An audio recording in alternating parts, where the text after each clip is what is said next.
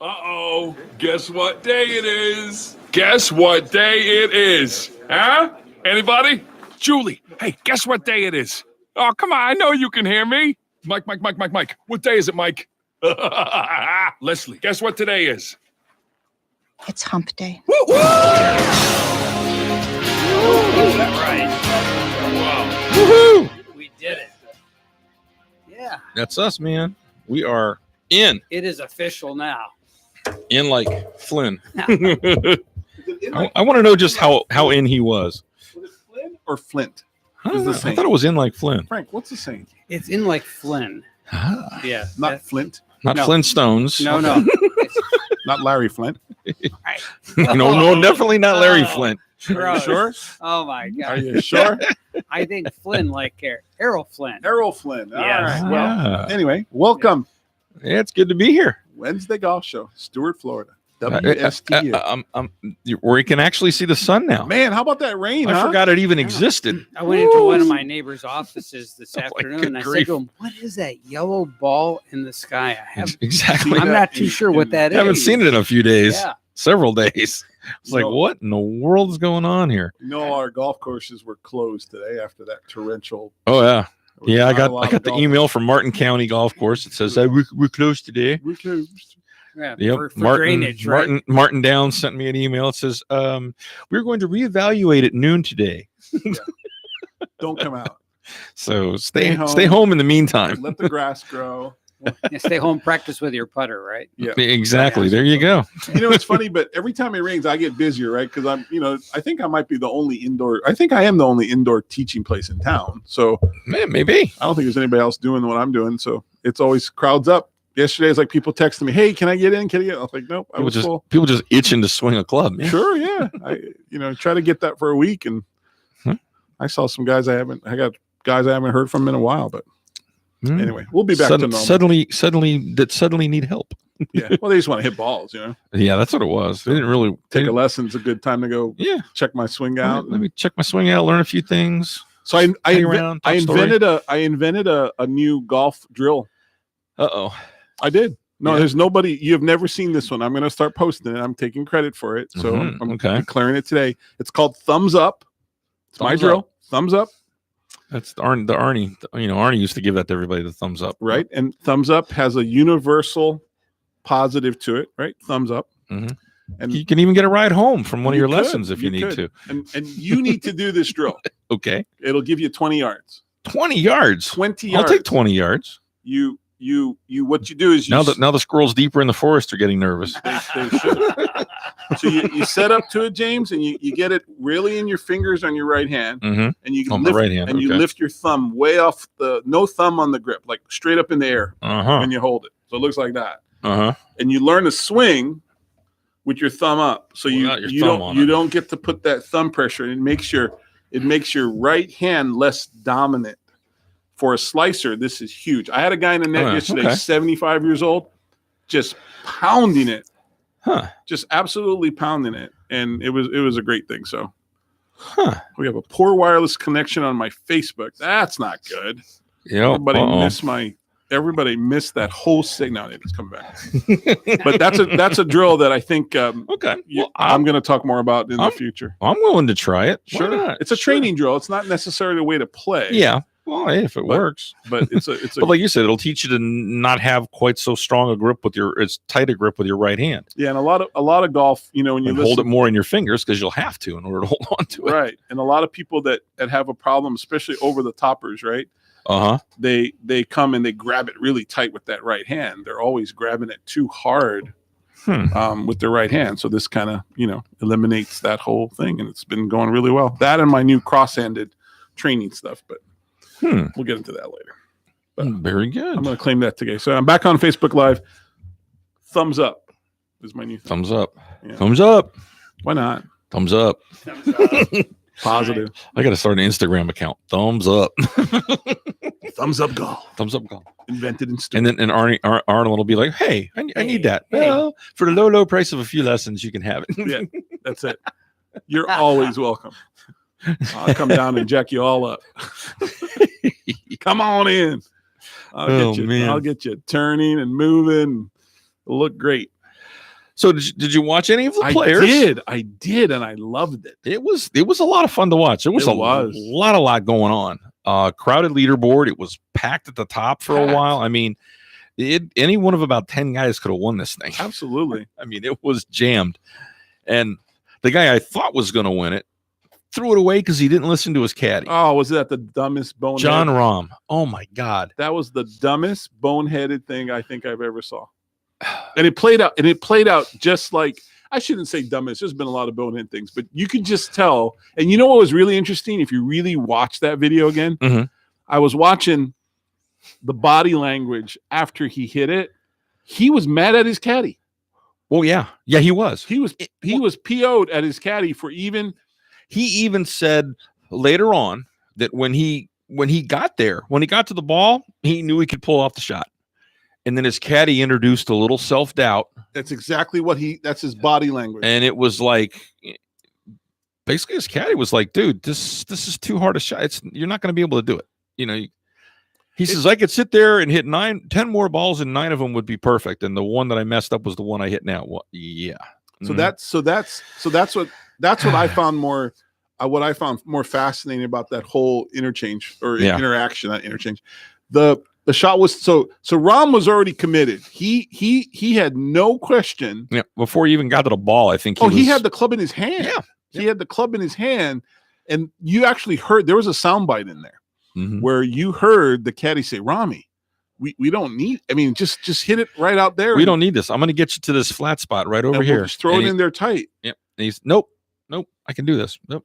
I got this. He's like, all right. Well, so then this guy's like, you've got to. I mean, as a caddy, it's kind of tough because that's a hard one. You've got to be your pro's, alter ego. You've got to be that little guy on the shoulder that tries to talk some sense into him or kind of gets him going when he needs it.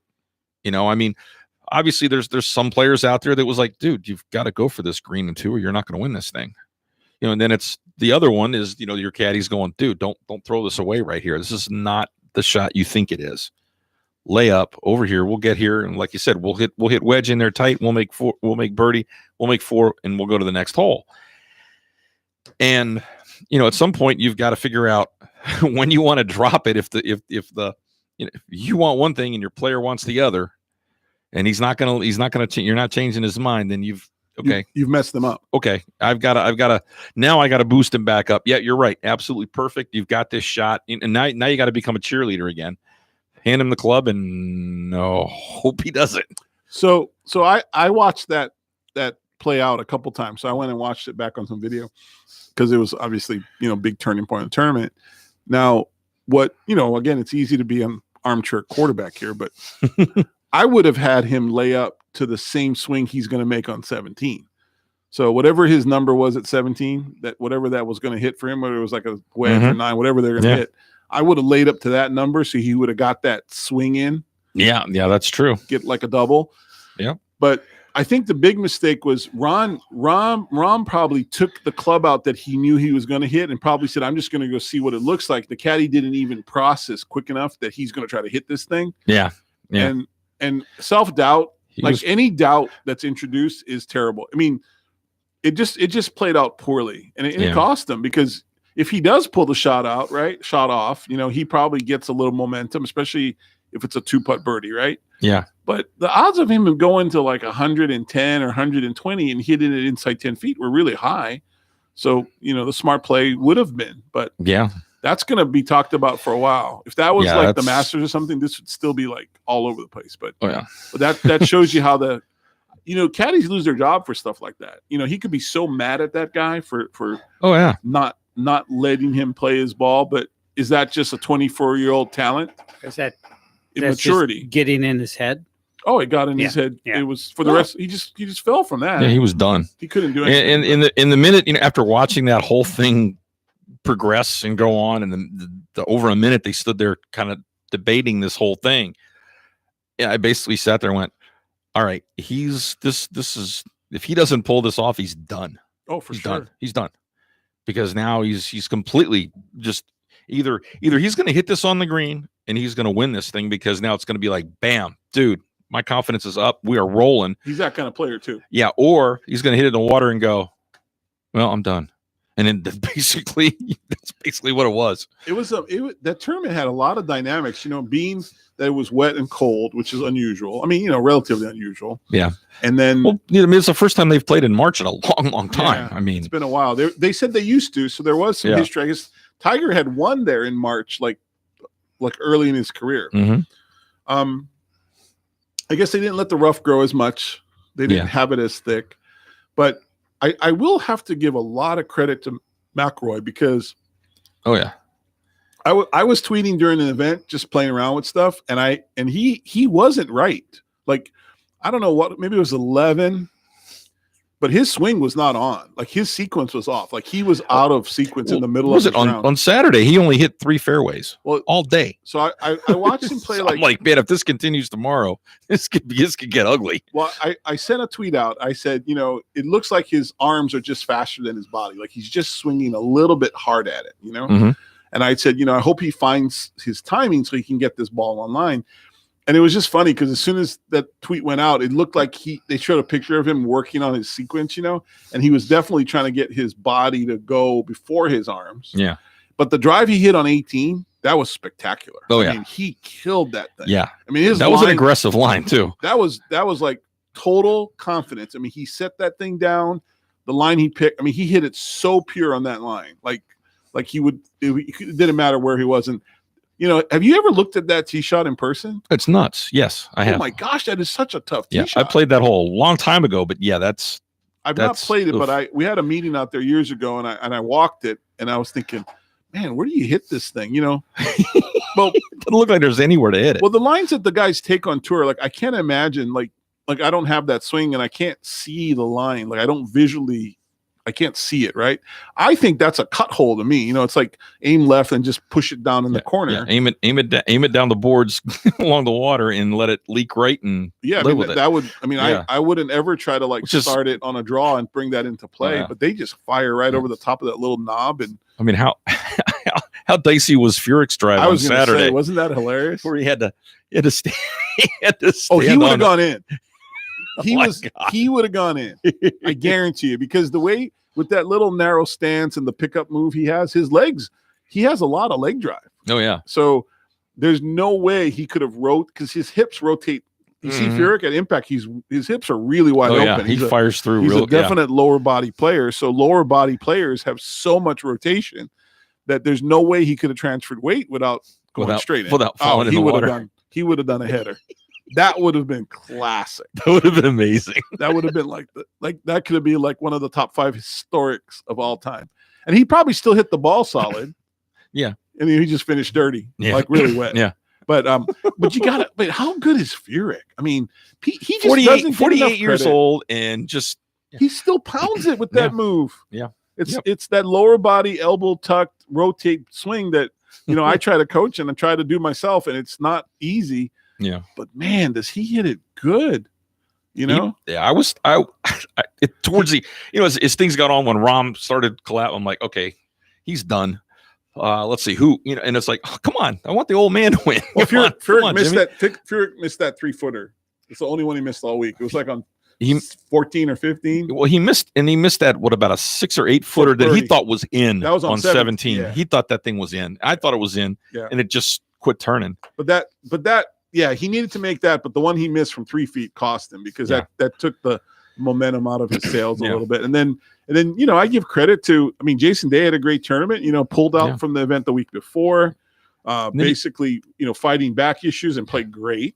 And then you have Johnny Vegas. Oh, I love Johnny Vegas. I just like saying Johnny Vegas. It's really Jonathan Vegas. We're supposed to say Jonathan Vegas. And how can you not say Johnny Vegas? What was so Johnny Vegas? What was so crazy is you watching him come through those last 3 holes. He gets to 17, hits the and he's horrible. a mile and a half from the hole. It's the longest putt you could ever have on that hole without being in the water. It is, believe it or not. It's the longest. 69 foot 7 inches. I thought it was 72 feet, they said. It is the longest measured birdie putt made on the 17th hole in tournament history. Oh, it's you couldn't get a longer putt. And then he turns around and he's got that pretty much an easy, not that any putt's easy, but an easy 8-footer on 18.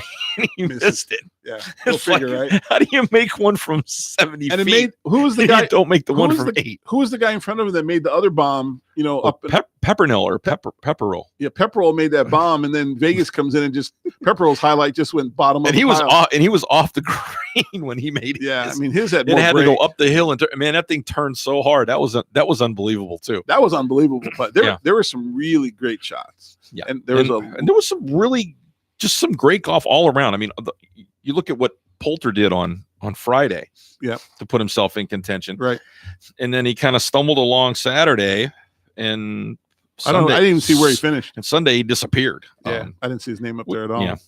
But it was a good leaderboard. I think they did a good job. I think it was I think it's a good position for them. I don't think it takes away from the Masters at all. I was No. kind of like, like as much as we love the Masters, it's like, could you really get fired up for the players? I actually think I should have got more fired up I think if anything, the players where it is now hurts the Honda.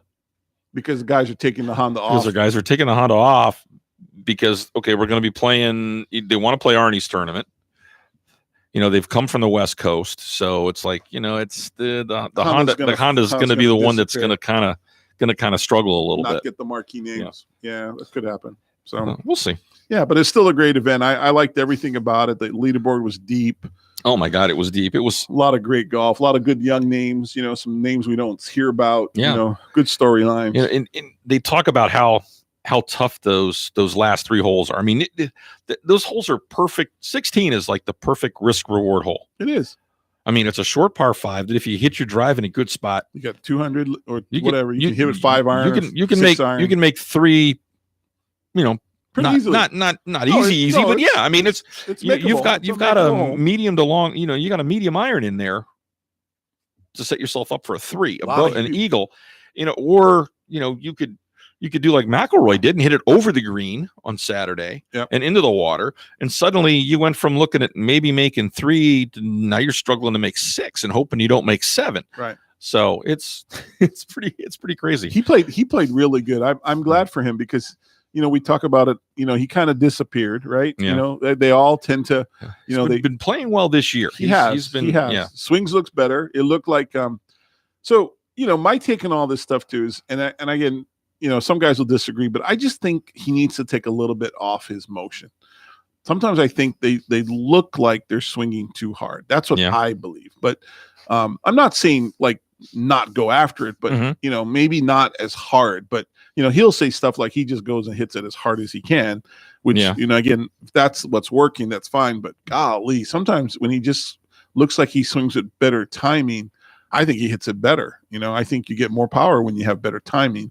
Sometimes when you try so hard to hit it, it just looks wild. But Yeah. I think he should have a good year. I mean, So far, so good. yeah. I mean, he's got you can't At least he finished. He finished the tournament. He's been close a couple of the times and hasn't played well on Sunday.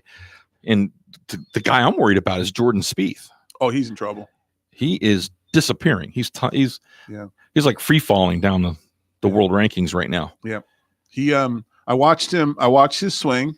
It doesn't look that different, but Jordan always had that kind of like funny release. He never Mhm. really released it. He kind of hangs on to it, and I think he's just off. And it's really tough because he's obviously a great player, but when your swing's off and you can't hit it where you want, it's really you get exposed really really fast. Oh, yeah. So hopefully that doesn't turn into.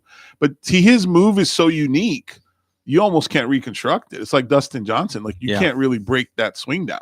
Yeah. You got to just sort of nurture it. But he needs to get in some. He needs to find a position or two because it's not quite right. So I hope he makes it come back because he was like greatest putter inside 5 feet for that whole. Yeah. I mean, he was just killing it and just gone. But I mean, he played better on Friday. He shot 76 the first day and 69 on Friday. So he had a much better day yeah, but Friday he was than the best player in the world. but, I through mean, his you're streak. talking a guy that was five tournaments in a season. They were talking about winning he almost won the first 3 legs of the Grand Slam. I know. He won the first 2 and almost won the third. But it goes Yeah. goes back to our comment. Well, I should say our comment, but my comment theory is it's just too much money. They I thought Tommy Fleetwood was going to pull it off. I love his swing. Yeah. It's so compact. Yep. And there's not a lot. I just thought, man, that's going to go. And you know what? His pressure, he started hitting everything left under pressure. He got nervous. Yeah. And he got out of sequence. But I had said, he's the next guy. My prediction is Tommy Fleetwood's going to win a major, Mhm. and he'll be another disappearing act. You win a major. Well, he shot the most disappointing 63 at the Open Championship last year. Oh, absolutely. No, he's that guy. I mean, I'm telling you. Yeah. He's gonna light something up, but he's gonna disappear like Jordan did. Like I said, they're gonna make that giant major check, and they're gonna get the giant major endorsement, and they're gonna get the giant major, thing, and then they disappear. Now, while we're talking about it, because I pick on those guys, but how about Trout getting $400 million in baseball? Huh, Frank? That's just Frank. It hurts my insane. head. How can what You can't. I mean, and it's all guaranteed money. That's the scary part. they get? I remember when Al Kaline gave his boss a check back. He was offered a check of $125,000. And he said, "Oh, that's way too much money." He says, "Nobody's worth that kind of money." Talk about how lives have changed. And they insisted he take the check because they wanted to give that same paycheck to Willie Horton. He says, "But he says, so yeah, you take it too. It's all right." But I'm telling you But, that 125 it 125 in 50, 40, what would it have? No, Kaline would have been earlier, right? Oh yeah, he was during the 60s. 60s. Okay. Yeah. So in the 60s, 125 is still nowhere close to $400 million. No. Yeah. No, not even Or close. 40 million. What did Yeah. it come out per year? Yeah. That's ridiculous. Yeah. Yep. If that's ridiculous. And somebody's making way too much money. Then because if a player is making that much, you know what they're really making. Yeah. So I mean, you can't. The Yeah. money's got to come from someplace. But Oh yeah. that's just gonna even what these NBA guys are making. I pick on golf, but you know what? Comparatively, golf's probably a little underpaid. And if you don't perform, you don't get it. There's no guaranteed money in golf. Yeah.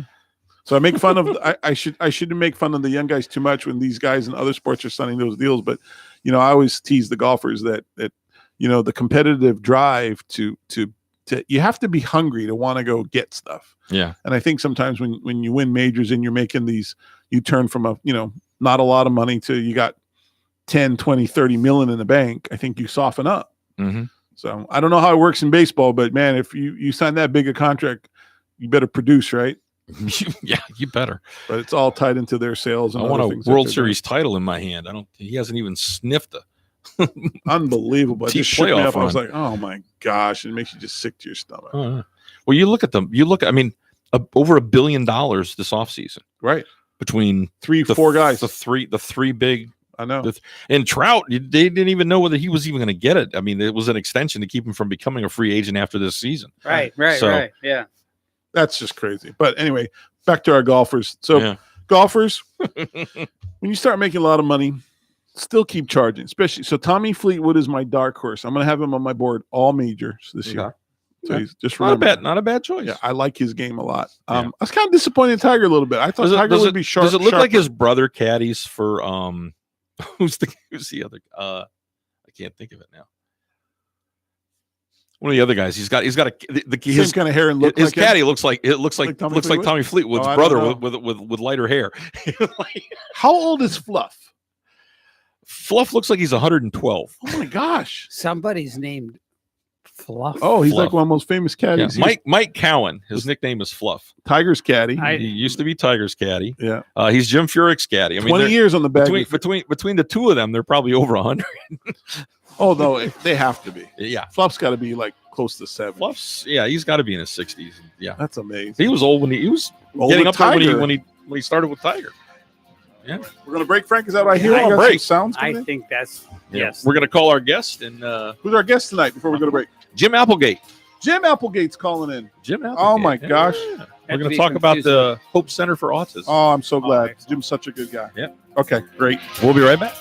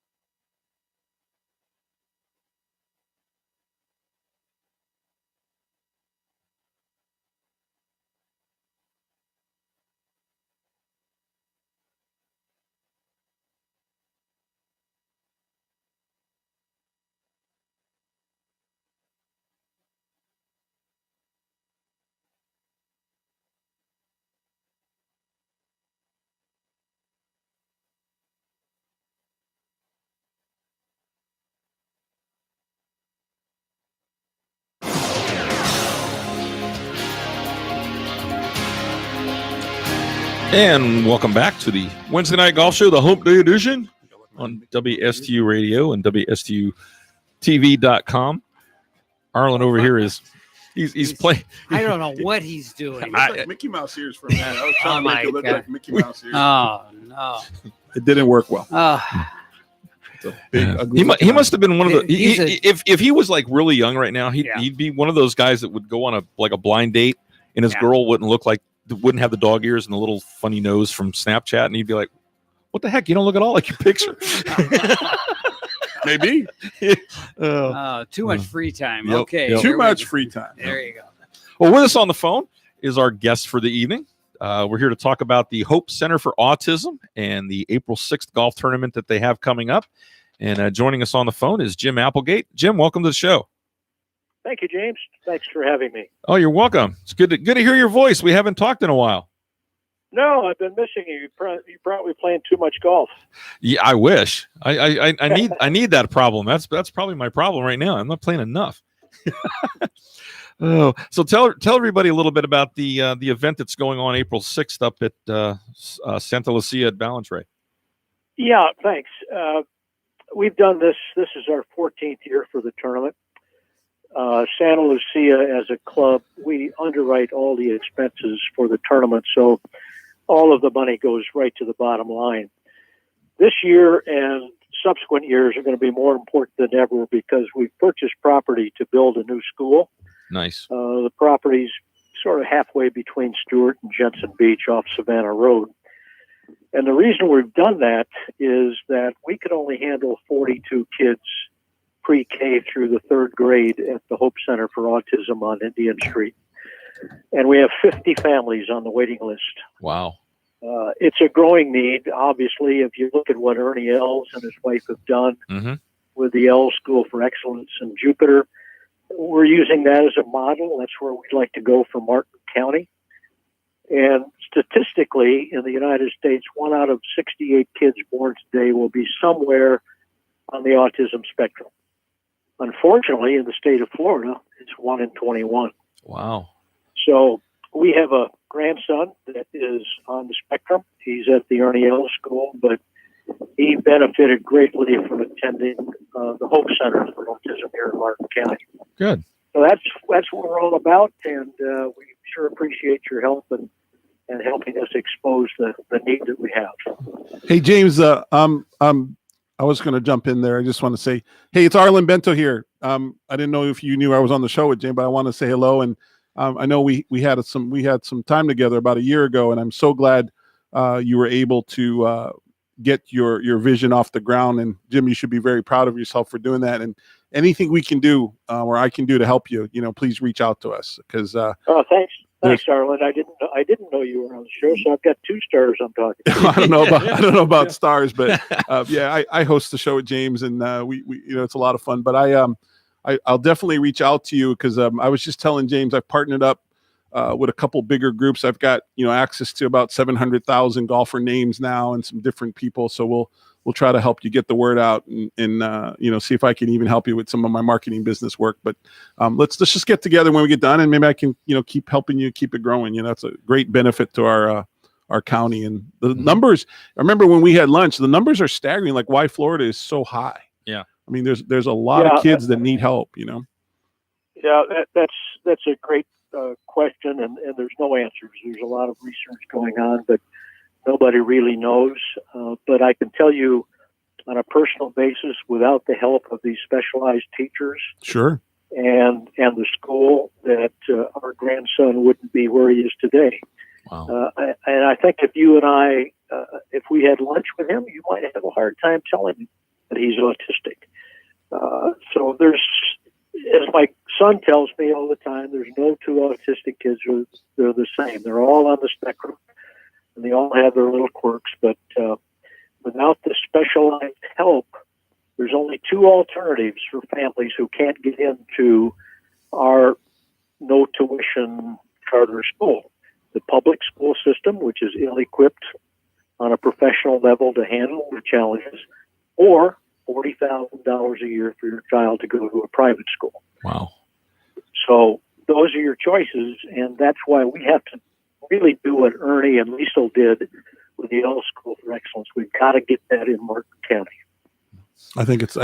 I remember when when I was coaching golf at the Pine School, Ernie was involved. I actually tried to get his daughter Sam to play when she was in the 6th grade, and she didn't want to do it. But I know at the time, it was still kind of getting off the ground. What they were doing, and it's their son, and they have like you have, Jim. You got the connection. But yes, I think this community, if the numbers are where they are, I mean, that means there's hundreds of kids in the spectrum here that need help, so it'd be great to see that help. Sure. We have 250 kids in Martin County identified on the spectrum. On the wait list. We can only handle 42 in our school. Wow. Right. Wow. And that's just the ones that have been identified. There's probably others that just don't know. They don't know yet. They haven't had a chance to get that figured out. Wow. That's right, and there's more and more diagnostic opportunities now for parents, and if parents see something that's not being developed properly, they really need to get the diagnosis done without question. Yeah, wow. It's good to know. So now the golf tournament on April the 6th. Are you still looking for golfers for that? And you're probably still looking for sponsors and everybody else? Yeah, we need sponsors. We've got a couple of openings for foursomes. We try to keep it at less than 100 players, so everybody's not out there for 12 hours. And we make it a scramble so that it's fun, and we try to keep the perspective about what it's all about. It's not about competition. It's about raising funds for the kids. There you go. Now, is there a website people can go to find out more about this and sign up and let you guys know they want to play or they want to participate in some way, shape, or form? Absolutely. Just go to the web, to the Hope Center for Autism.com, and we've got a great website, and all the information is on there.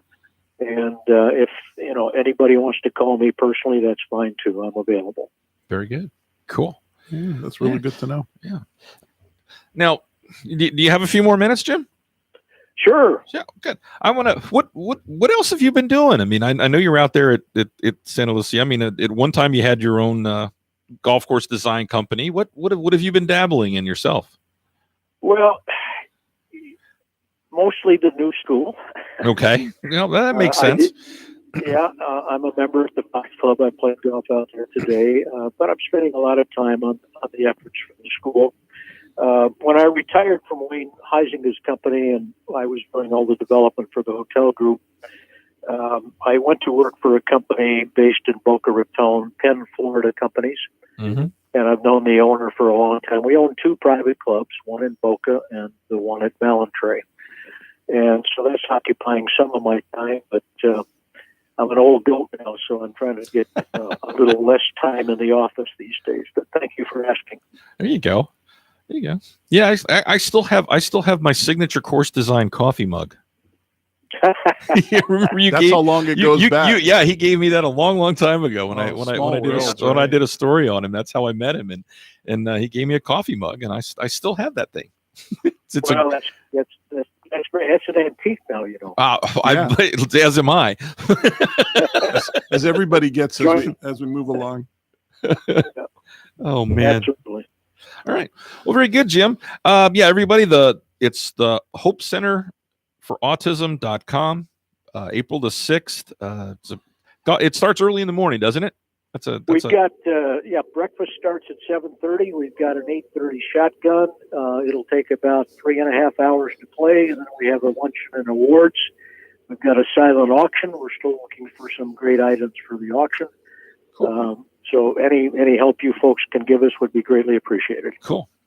Hopefully we'll round some people up and send them your way. Yeah, I'll check the website out tonight, and I'll put it up on some media and throw it out there, and we'll do some writing about it and see if we can help get more people involved. That's all we can do, and keep it going. Definitely want to see this school come to fruition and expand and help as many kids as possible. It's a great thing, Jim. Well, we're on our way to do it, and by the way, we've been able to get all of the architecture work, the legal work, the engineering work, all of that has been done through a system, a network of people that we've known for years, and they've all done it pro bono. Nice. So we've got a lot of professionals on board to help us get there. Cool. Very Very cool. good. Congratulations. Hey, Very good. very nice. Well, Jim, I appreciate your time. Thanks for Okay. thanks for giving us a holler, and I'll see you out there on the 6th. Great. And thank you so much for your help, guys. We appreciate it. You're welcome. Have a great night, Jim. Thanks. All right. Bye-bye. All right. Bye-bye. So, do you want to check in with our guys on 15 before we go to break? Sure. All right, let's do that. What are they up to today? 130 yards now. Bill's got a very tough lie here. Looks like we have some sort of sea monster in the water hazard here. I believe that's a kraken, Bruce. It looks like he's going to go with the 9-iron. That may not be enough club. Well, he's definitely going to lose a stroke on this hole. If you're a golf guy,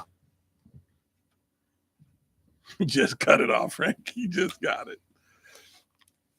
Frank snuck it in there.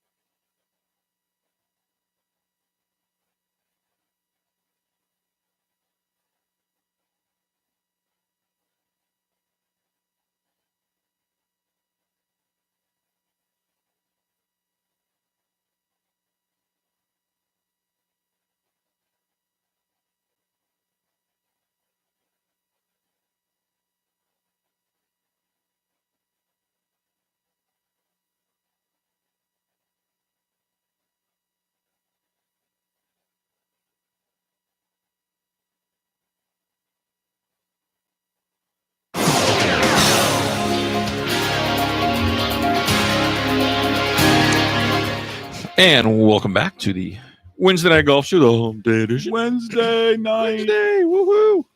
So just to follow up again, before we went on break, we had Jim Applegate on the show. Jim is he's out at Santa Lucia. Very well known. Ballantrae. Very well known golf community member. Very well known in our golf community. They're big. Their largest fundraiser for the Hope Center for Autism is coming up on April the 6th. That's a Saturday. They're looking for a few more golfers to fill this thing up, along with sponsors.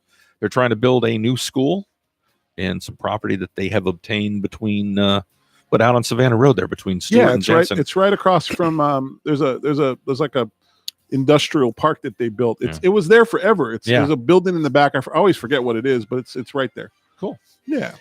So if you want to help them out, go Check to out their Hope Center for Autism.com.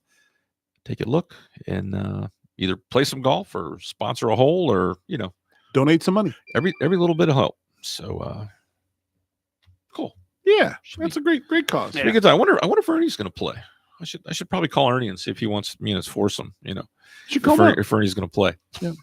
I got his wife's number. I don't have his number, but I wonder how you would think that they would want to be supportive as how much they've done for autism Yeah. in Jupiter. Yeah. And never know. again, you can't be the world. You can't have You elves can't be everywhere at every No, moment, every and week. they've built an incredible facility, in Jupiter. So if Martin County should have something quite similar, and I'm sure there's more people. I don't know of anyone really that personal, but I shouldn't say that. I do know of people that have children that have struggled with autism at different levels, right? But it's tough. It's tough on the family. It's tough on the child. It's tough on the school. Yeah. People aren't prepared to deal with it, so it's a growing thing, which is very sad. I mean, it's kind of scary. Yeah. I mean, the numbers are not shrinking at all. No. Not encouraging. No, No, they're so not. we have to become more aware of this, in the future, because there's a lot more. I mean, if there's 250 on the waiting list in Stewart, Florida, what's that Jeez. number? You're Yeah. talking tens of thousands of kids that are going to have to, people have to learn to train them and help them become productive people in society. Otherwise, it's going to get, it's not good. Yeah. So anyway. So are you playing? Did you get an invite? Are you going to play in this? Yeah, I've got an invite to go play in this. Okay, Yeah. congratulations. Yeah, thanks. Yeah, I think you Yeah, should have I some will, fun with that. I'll have some fun. I'll get me some raffle tickets and maybe, bid on some auction items. Yeah, we'll see. Yeah, Could be great. fun. No, that'd be good. Could be fun. Yeah. Yeah, Nice. fun. Nice. I wonder what they're going to be auctioning. I don't know. Well, this A little bit will of be everything. fun. Depends on, what a lot of them get donated in. Right, So of course. usually, a lot of foursomes at golf courses. I think this is a bigger This- ticket venue Yeah. than that. This will Yeah. be there's a lot of high-end golf people will be here. Yeah. So I mean, I'm sure it wasn't this is not your normal, $125 per person type Yeah. or event. So for the kind of course you're getting and what they're going to be offering, this is a much higher end event. So usually they have big items. Yeah. Things of value that, and Jim's so well connected. I mean, Mhm. I'm going to guess there's going to be artwork and memorabilia from things that you just can't get. Right. Yeah. So, Yeah. I believe that. so Yeah. James, Yeah, so you what may we're see, talking you may about. see a Masters flag signed by Jack or Oh, any number of absolutely. things. Yeah. Yeah. So what is your most prized memorabilia in your collection? What do you have? That's a good question. What is my most prized memorabilia? Yeah, that you have. Let's see. I got a couple things. I mean, I do have a Nolan Ryan rookie card that he autographed. No, the we're back of. doing golf. Golf wise. Nolan Ryan's pretty good though. Yeah. That's pretty good. I actually have from when I was a kid and used to go to the Masters practice rounds. I actually have the autograph of the first winner of the first Masters. Oh, from when your dad used to go. Yeah, from when I used to go with my dad. Yeah, And what is that on? it's in an autograph book. Oh, okay. He actually signed a page. In fact, it was funny because somebody saw me running around getting autographs, and Right. he said, "You see the gentleman sitting in that cart over there with Bobby Jones?" I said, "Yeah." He says, "You want to get both of their autographs?" He says, "The one guy on the left," he goes, "he won the first one of these." So I went and they both signed my book. That's very cool. So yeah, so that's pretty cool. I mean, that's probably not something a lot of people would have. No, not at So- all. Not at all. That's That very is cool. Very cool. Yeah. Yeah. I've got a couple cool pieces. I got a chance to spend time with Sam Snead, Mm-hmm. and he signed an autograph picture. It's like a drawing of him, and he put to Arlen. And then cool. I've got a couple Nicholas and a couple Player and a couple Arnold Palmer things, but I do have a signed hat, one of my hats from Pine School, Palmer, Player, Nicholas, and Trevino on one hat. Oh wow, nice. Yeah, that's going to be like in my office forever. So that was kind of cool, but that's really cool. that is pretty cool. Yeah, yours is more historic. I mean, geez, that goes like way back. It goes, yeah, wait. I think I was 8 or 9. I think I was 9. That's a 9, great maybe story. 10 when I got it. That's a great story. And you remember that too. And I remembered it. Yeah. But that's the kind of stuff you could see in these type of auctions. These one of a kind, never saw. And people have these autographed like flags or golf bags or just things that you just don't really see. And especially if he has access to a lot of professional players and different things, and they'll all be donating stuff. So that's pretty cool. Yeah, that's awesome. Yeah, like you said, there could be some neat stuff there. Yeah, I think it might even be a Burt Reynolds autographed Trans Am. You never know. Wow. Would that be weird? They're trying Your hole in one car is a 1978 Trans Am. Be like, what the heck? They're trying to raise money to build a school. So if this is the big fundraiser, it's not going to be big ticket items. I would think so. I agree. That is great. Well, Michelle, we got engaged. She did. Yep, she's engaged to Jerry West, the NBA Hall of Fame. His son? His son. No kidding. She is engaged to his son. So good for her. We'll have to see what happens. This explains why her play has been a little. She's been distracted. She's allowed. Yeah, I mean, guys are allowed, right? Yeah. So why not? Harold Varner III, probably not a very well-known guy on the tour, but he was the new rule that allows you to replace a driver, yes, or a club that you break or whatever during a round. If it breaks, you're allowed to replace it. Well, he ended up with a very strange 2-stroke penalty. He needed a replacement driver. And once they got it to him, they proceeded to move the weights and move things around to make it match the one he had. And apparently, once it got to him on the course, he couldn't change anything on it. Can't make adjustments. So it needed to have been fixed before it got to him. So he winds up with a two-shot penalty. Talk about weird ways to get stuck with a 2-shot penalty. Oh my God. That's just odd. That is a very weird way to do that. Yeah, that's odd. Tiger Woods has a new putting coach. Matt Killen is his new putting coach. Kiss of death, Matt. Matt, run with it. Run with it now. Run with it now. Do it now, Matt. Go far away. Yep. No, he might. Tiger's on a roll. Tiger's putter gets a little better. Yeah. But run with it, Matt. Just run with it. And there's there's been a little bit of talk with. We all know how much fun the PGA Tour has been having. The players have been having with the new rules and the rule changes.